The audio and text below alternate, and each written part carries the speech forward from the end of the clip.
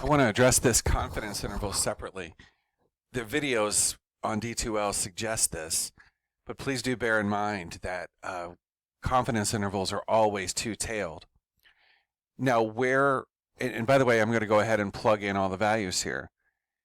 The confidence interval for my mean of 5, in other words, I'm speculating on what the true population mean is for people that took that seminar in terms of their intense exercise minutes.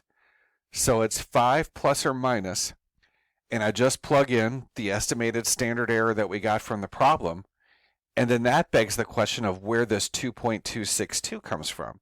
Well, if you look at the tables, it's 9 degrees of freedom, alpha of 0.5, two-tailed, and the reason it's two-tailed is because it always is. Confidence intervals are always two-tailed. How do we know it's alpha of 0.5?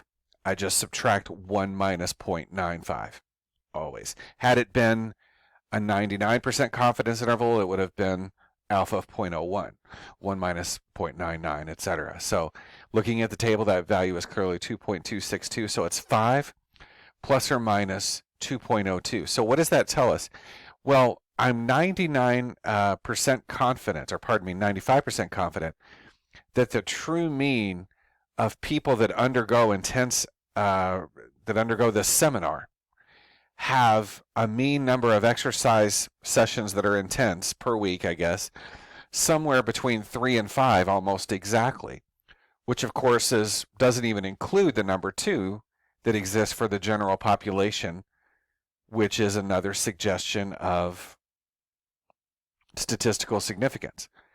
So that's kind of interesting. That's a narrow enough number to be interesting, that I'm 95% confident that the hypothetical mean among the entire universe, which may be hypothetical of people that take that seminar, in terms of their number of intense exercise sessions, is right between 3 and 5, and I can ascertain that with 95% confidence.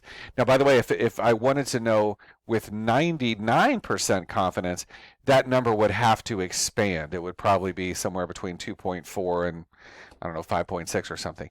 And the reason I say that is because the more confident that you have to be, the more I have to broadly expand this.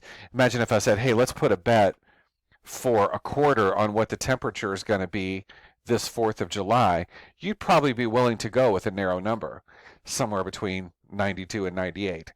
On the other hand, if we were betting $100, you'd say, oh gosh, somewhere between 60 and 110 degrees, just to be very, very confident. But the mechanics of this are not that involved. And I always put this T crit here just to make sure, because it's often the case that students plug in the T obtained value, the ones that are not investing in the process very heavily.